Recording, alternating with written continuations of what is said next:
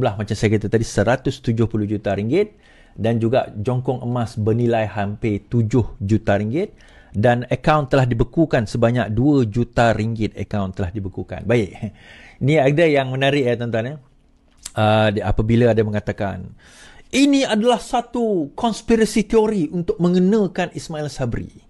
Ini adalah satu konspirasi teori untuk mengenakan Ismail Sabri, di mana Ismail Sabri adalah antara yang bakal menjatuhkan negara kerajaan ini. And that is why kenapa nak dikenakan dia. Baik. Saya nak beritahu tuan-tuan, cerita tentang 700 juta ini, saya leak maklumat dia sebenarnya pecah lagi oleh seseorang di dalam kementerian. Okay? Sebelum benda ni pecah, dia kata bahawa ada kes sekarang ini dalam siasatan melibatkan 700 juta ringgit Ismail Sabri sewaktu beliau menjadi Perdana Menteri, sebab kes itu melibatkan publicity. Cuma saya tak boleh dedahkan terlebih dahulu sehinggalah SPRM menyebut. Okay, dah SPRM sebut, maka kita boleh sebutlah. 700 juta itu, soalan yang paling utama kita tanya, macam mana dia boleh trail atau trace 700 juta itu? Maksudnya 170 juta itu macam mana boleh trace daripada 700 juta? Kita kena faham satu perkara. 700 juta itu adalah satu pelabur ataupun satu what do you call that? Adalah satu kontrak ataupun satu kelulusan yang telah diluluskan pada zaman Ismail Sabri, di mana pada waktu itu Ismail Sabri mengatakan dia memperuntukkan 700 juta ringgit untuk mempromosikan keluarga Malaysia. Tujuan mempromosikan keluarga Malaysia pada waktu itu, yang pertama adalah untuk meningkatkan imej Perikatan Nasional. It was never been about UMNO.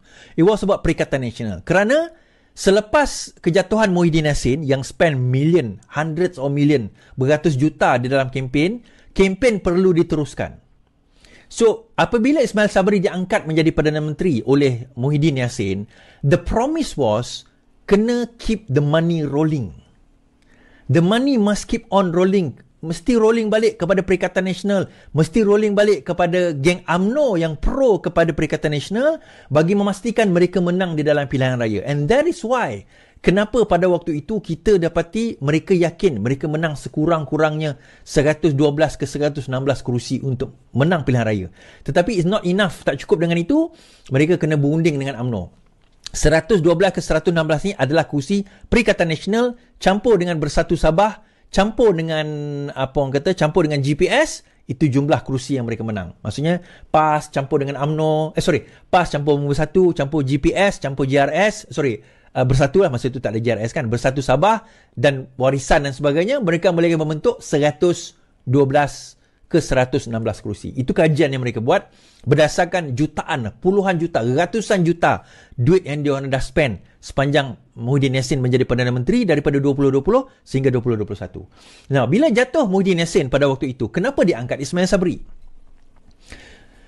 Saya ada buat satu live, saya menyatakan bahawa Ismail Sabri diperlukan oleh Perikatan Nasional untuk keeping them alive. Dan pada masa itu Presiden UMNO iaitu Muhyiddin Yassin, Zahid Hamidi diketepikan. Atas alasan apa diketepikan? Dia kata sebab kluster mahkamah, kita kena ketepikan beliau. The promise has always been Ismail Sabri kena memastikan kelangsungan politik dan dana PAS dan juga Bersatu. Okay? Kelangsungan itu perlu ada. Maka that is why dia kena cari cara. Macam mana saya nak ambil duit ni? Nak ambil duit ni, nak bagi dengan geng-geng kita ni lah. Macam mana? Alright. So, dia fikirkan. So, akhirnya, they found a way. Dia buat satu dinamakan Keluarga Malaysia. Keluarga Malaysia promotion has been like crazy, man. 700 million was spent. No, 700 million was approved. Not spent, approved. So, dari mana-mana kantornya is? Kantornya, bila kita dapat tahu 700 juta itu, bukan semua 700 juta itu pergi kepada tempat yang sepatutnya. Some of it was siphoned. Ada di antaranya telah dikeluarkan, disiphonkan. And data-data itu datang daripada mana, tuan-tuan? Data-data itu datang daripada kementerian-kementerian. Antaranya Kementerian PMO lah. Tapi satu lagi, Kementerian Komunikasi. Because eventually it will go kepada Kementerian Komunikasi. Kan? You know me and komunikasi kan? Pergi kepada Kementerian Komunikasi. Now, kita kena tanya, siapakah Menteri Komunikasi pada waktu itu? Adakah dia akan terpalit sekali? That will be another questions to be answered by SPRM lah. Dan saya percaya dia sekarang ini menuju ke arah itu. Siapa Google kejap, siapa Menteri Komunikasi pada waktu itu, zaman Ismail Sabri menjadi Perdana Menteri? The money was actually to be given untuk orang kata menghidupkan kembali Perikatan Nasional dalam kempen pilihan raya.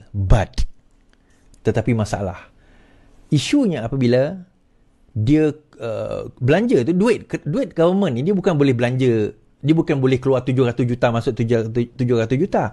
Dia kena dalam satu tempoh. And then bila hujung tempoh itu, duit tu dah keluar, pilihan raya dah habis. Bila pilihan raya dah habis, dia rasa tak sempat kita nak ambil ni. And they found out yang rupanya tak menang. So they have to hit the money. Ini orang yang diamanahkan untuk menjaga duit ini. So dia kena simpan duit ini.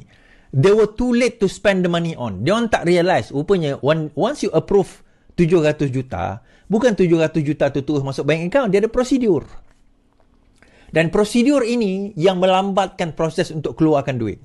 And by the time duit tu dah keluar, duit dah approve, duit sudah disalurkan, pilihan raya sudah habis. Bila pilihan raya sudah habis, dah kalah, they have nothing to do, dia orang tak boleh buat apa, dia simpan duit itu. Okay. Dia simpan duit itu. Kenapa saya kata demikian, tuan-tuan? Tuan-tuan kena ingat, ini kata-kata PAS pada tahun 2022. Kenapa PAS beria sangat mempertahankan Ismail Sabri pada waktu itu? Tahun 2022, November, Ismail Sabri sebahagian Perikatan Nasional, bukan Barisan Nasional semasa mentadbir negara, kata Hadi. Ya. Yang pertama, kita sudah Datuk Seri Ismail Sabri adalah Perdana Menteri kepada Perikatan Nasional, bukan menentukan Barisan Nasional. Kerana kerajaan dipimpin beliau, minoriti ialah, dominasi ialah Perikatan Nasional. Banyak dulu oleh kabinet-kabinet daripada parti PAS, Parti Bersatu, Parti Sabah dan Sarawak, bukannya UMNO saja. Itu cerita yang ada masa Perikatan Nasional. Kita dapat mewujudkan kerajaan yang bersih, tak ada salah laku. Patutnya kena baca cerita lama lah, belum pada tu Perikatan Nasional menghentak. Banyak kebocoran, banyak berlaku. Itu dibuat perbandingan. Tan Sri Mahathir pun terbaik masa dia jadi Perdana Menteri. Ismail Sabri pun didukung oleh kita menjadi Perdana Menteri. Ya, didukung oleh Perikatan Nasional. Ya. Kan, kerajaan yang mentadbir negara di bawah Perdana Menteri Datuk Ismail Sabri Yaakob bukan bertunjukkan Barisan Nasional. Sebalik, ia disokong oleh Perikatan Nasional. Presiden PAS berkata kerajaan pimpinan Ismail Sabri wajar dilabel sebagai Perikatan Nasional berpandukan kepada majoriti yang dimiliki oleh komponen berkenaan. Dia sebenarnya bukan setakat majoriti, tuan-tuan, tetapi juga sentimen. Sebahagian daripada orang di dalam UMNO tidak setuju sebenarnya Ismail Sabri menjadi Perdana Menteri. Tetapi pada masa itu pembangkang kita sign MOU supaya masa itu tidak tumbang kerajaan. So kita realise lah, okay, tak apalah, kita sign MOU. Was it a mistake? No, it was not a mistake. Dia bukan satu kesilapan. Kita memang buat untuk memastikan kestabilan negara. Tentang kestabilan negara. So, kita terpaksa melakukannya. Tetapi, sebahagian daripada UMNO, termasuk Zahid, termasuk mereka yang menyokong Zahid pada waktu itu, tidak puas hati. Terutama tentang pelantikan Ismail Sabri sebagai timbalan Perdana Menteri, merangkap lepas itu menjadi Perdana Menteri tanpa konsultansi daripada pimpinan tertiga UMNO. Itu yang pertama. Yang kedua, Ismail Sabri menerima jawatan tersebut tanpa konsultansi dan persetujuan daripada Majlis Tertinggi UMNO. Itu yang jadi masalah. Cuma bila datang pilihan raya, tak ada pilihan dan calon lain untuk memenangi kursi bera, kena letak Ismail Sabri juga. That's the only reason. Dan di tim Ismail Sabri ni kita nampaklah beberapa tokoh seperti masa itu kalau kita tengok Syamuddin Tunisian On, dan ada yang mengatakan Akmal Saleh. Akmal Saleh sendiri antara yang berada on that side pada waktu itu. Pada waktu itulah. Tak tahulah sekarang ni macam mana kan. Tapi tuan-tuan boleh agak lah. Tuan-tuan boleh agak. Dan daripada itu, SPRM kata, tiada pihak arah SPRM siasat Ismail Sabri, kata Azam. Ketua Pesuruhjaya Azam Baki menegaskan tidak ada mana-mana pihak mengarahkan siasatan terhadap bekas Perdana Menteri Ismail Sabri. Azam berkata siasatan terhadap Perdana Menteri ke-9 itu dilaksanakan susulan dan aduan yang diterima SPRM. Nah, kita kena tanya dari mana datangnya aduan dan juga maklumat tersebut. Kita kena faham aduan tersebut, maklumat tersebut datang antara lain daripada Menteri Komunikasi, daripada Kementerian Komunikasi antaranya lah, dan juga PMO. Saya tanya tadi, siapakah Menteri Komunikasi sewaktu keluarga Malaysia? Dan inilah jawapannya. Anwar Musa. Kan, Anwar Musa. Jadi tuan-tuan dah tahu Okay, setelah dia mengkhianati UMNO, dia masuk PAS. Kenapa PAS? Kenapa tak bersatu? Kenapa PAS is? Kenapa dia tak masuk bersatu? Itu satu persoalan yang menarik. Kenapa sebagai orang UMNO, naturally dia kena masuk bersatu lah. Kenapa tiba-tiba dia masuk PAS? Kan? Sebab PAS kuat dekat Kelantan sebab dia bertanding kerusi PAS. Dia tak bertanding pun. Dan bersatu pun ada bertanding kerusi PAS dan menang. So, apa sebenarnya alasan? Nah, alasan demi alasan itu, yang tu tak penting lah. Bagi saya tak penting. Sebab itu kita mempertikaikan juga bila bersih bagi grade terbaik. Iktiraf Ismail Sabri sebagai terbaik sejak 2009 kerana hanya nak sign MOU.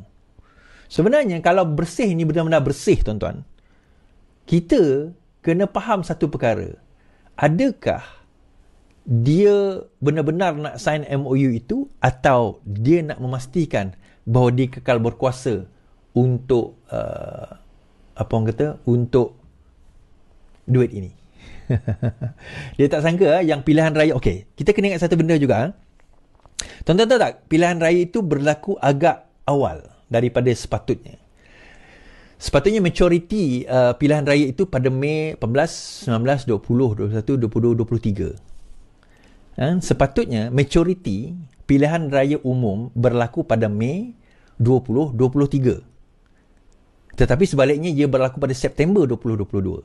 Ingat sebab kita menang Mei 2018, 19, 20, 21, 22, 23, 5 tahun. 23 Mei itu sepatutnya kita pilihan raya lah, Mei 2023. Tetapi sebaliknya kita pilihan raya bulan September, ujung tahun 2022. Kenapa? Desakan paling besar bukan datang daripada Pakatan Harapan. Desakan paling besar sebenarnya datang daripada UMNO sendiri, daripada Zahid Hamidi dan the gang sendiri. Mendesak supaya perlu diadakan pilihan raya awal. Tuan-tuan ingat lagi? Bukan lama pun, beberapa tahun lepas ya. Desakan itu berlaku. And Ismail Sabri did not anticipate yang desakan itu datang daripada UMNO. Sebab dia dah sign MOU dengan pemegang. Pemegang dah senyap dah. Dah dapat peruntukan, semua dah okey. Tetapi bila UMNO sendiri yang mendesak, itu yang dia tak sangka. And that is why, kenapa plan dia sepatutnya dana itu untuk tujuan ini, pilihan raya sebagainya, tak sempat, tuan-tuan.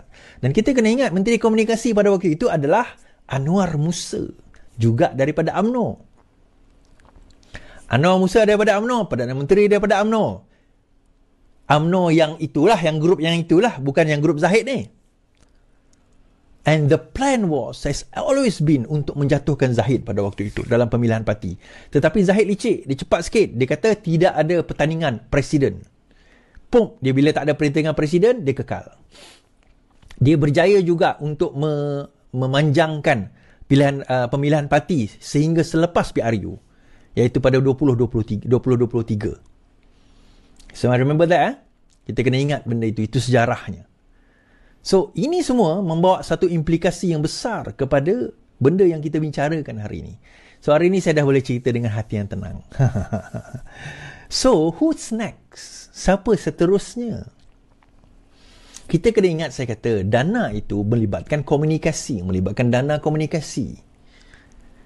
Kan? So, Menteri Komunikasi Anwar Musa. So, kita kena tanya soalan seterusnya, a logical route selain daripada Ismail Sabri, will it be Anwar Musa? Adakah dia akan pergi kepada Anwar Musa? That will be a logical route yang kita kena fikirkan. Kan? Sebab itu, dan beberapa nama yang disebut di dalam dokumen, antara yang disebut di dalam dokumen menerima dana itu, thank you Punkin, ialah siapa? Dikatakan, saya tak kata dia, ditulis itu nama itu Akmal. Ada yang kata itu Akmal Saleh, 10 juta ringgit. Wallahualam, kita tengok nanti. So Akmal membicarakan, dia kata, disebabkan oleh inilah, maka percepatkan bentang RUU pendanaan politik Akmal Saleh. Kerajaan digesa digesa untuk segera membentangkan rang undang-undang pendanaan politik bagi memastikan ketelusan dalam sumbangan keuangan kepada parti politik. Ni saya nak bagi tahu Akmal lah. This money has never gone to politik. Tak pernah masuk ke dalam akaun politik. So even katakanlah ada data tersebut pun, dia tidak akan masuk ke dalam pendanaan politik. Sebab itulah wang ini dibuat, kenapa dibuat secara tunai, diletak dalam satu safe house, tunai dan juga dalam bentuk jongkong emas dan sebagainya. Ini kaedah dia. Sebab satu kesukaran yang akan dihadapi oleh SPRM nanti untuk membuktikan perkaitan duit itu dengan Ismail Sabri. Sebab itu kenapa Ismail Sabri diminta untuk mendeklarkan harta dia. Sebab nak kaitkan dengan Ismail Sabri ni akan ada isu nanti. Akan ada isu nanti. There'll be issue. Macam mana kita nak kaitkan? Kes Najib tadi senang, duit masuk dalam akaun. Tapi kes ni melibatkan wang tunai. I don't know, kita tak ada detail. Di mahkamah nanti baru kita tahu detail. Kalaupun dia didakwa 170 juta ini, berkemungkinan 4 orang itu of course kena dakwa lah. Tapi then again, rumah itu duit itu diletak di dalam safe house. Dia diletak di dalam safe house. Bila dia diletak di dalam safe house, isu yang perlu kita pertanyakan adalah, safe house itu milik siapa? Bagaimana dia nak kaitkan balik dengan keluarga Malaysia? Adakah wang itu? Itu mungkin SPRM ada detail yang kita tak ada. Yang tu nanti kita tengok, insya-Allah. Dan macam kita katalah, usaha untuk menjatuhkan kerajaan Madani ini kini gagal. Sebab itu kalau kita tengok Bersatu macam relax je kan. Tak ada hal. Akaun kita kena beku. Relax lah. Rupanya ada dana lain, tuan-tuan. Dan dana itu pun dah dijumpai. Rumah yang dikatakan Azmin Ali dah dijumpai safe. Rumah berkaitan dengan Ismail Sabri dah dijumpai ratusan juta. Sekarang ni SPRM, saya bagi hint lah SPRM. SPRM kena siasat Anwar Musa. Saya bagi hint Alright.